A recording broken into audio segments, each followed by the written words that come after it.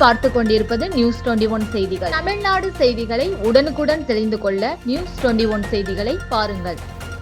ராணிப்பேட்டையில் 72வது அனைத்திந்திய கூட்டுறவு வார விழாவில் 778 பயனாளிகளுக்கு ரூபாய் 6.89 கோடி மதிப்பில் கடன் உதவிகள், 44 கூட்டுறவு நிறுவனங்களுக்கு கேடயங்களை அமைச்சர் ஆர். காந்தி வழங்கினார்.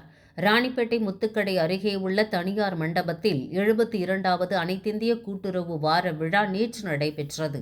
விழாவிற்கு மாவட்ட ஆட்சியர் சந்திரகலா தலைமை தாங்கினார். ஆற்காடு சட்டப்பேரவை உறுப்பினர் ஜே.எல். ஈஸ்வரப்பன் முன்னிலை வகித்தார்.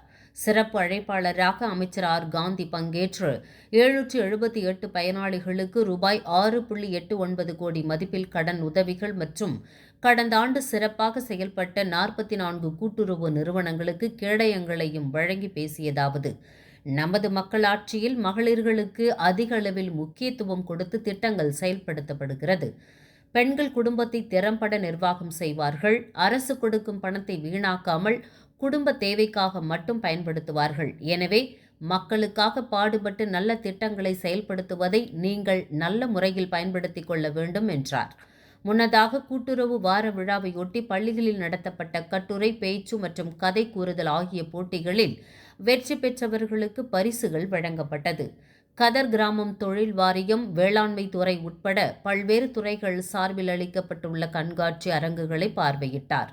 மேலும் மாணவர்கள் பரதநாட்டியம், சிலம்பாட்டம் மற்றும் கட்டைக்கூத்து நிகழ்ச்சிகள் நடைபெற்றது. இதில் கூட்டுறவு சங்கங்களின் இணை பதிவாளர் உட்பட பலர் பங்கேற்றனர்.